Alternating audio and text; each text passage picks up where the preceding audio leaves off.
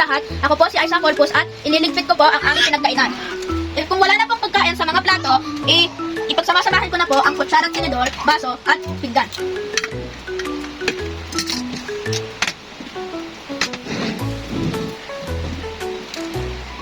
Ilalagay ko na po ito sa lababo para mahugasan. Pupunasan ko na po ang lamesa para po malinis. Pagkatapos po nun, maglalagay na po ako ng apron para po hindi po ako mabasa.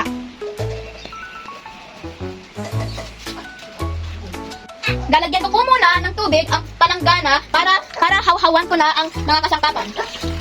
Pan ko na po ang mga kasangkapan para matanggal ang mga ibang dumi.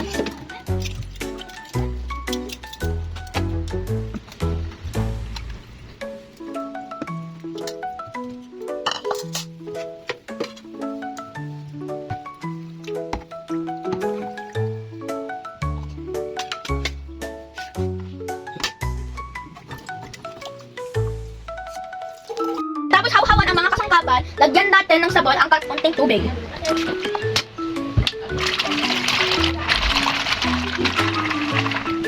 Gumamit tayo ng sponge para sa pangkuskus.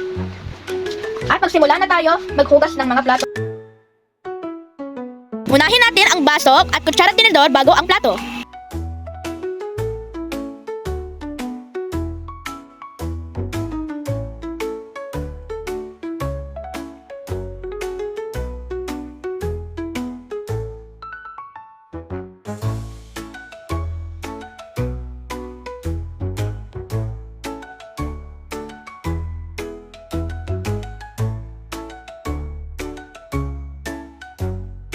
Pwede ko na banlawan ang mga kasangkapan gamit ang palanggana na may tubig. Unahin ko muna ang baso at kutsara.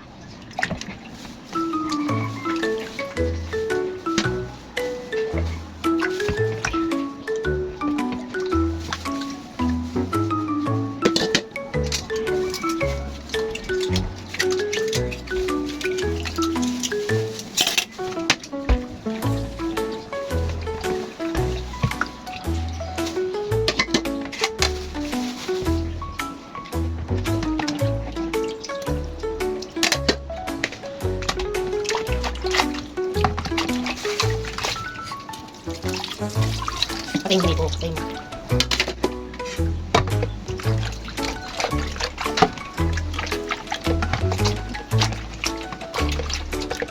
Ganyan.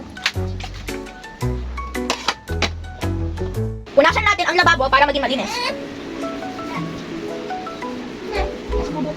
O patuyuin ang mga kasangkapan. Pagkatapos ko pong patuyuin at punasan, ilagay na po sa tamang lalagyan.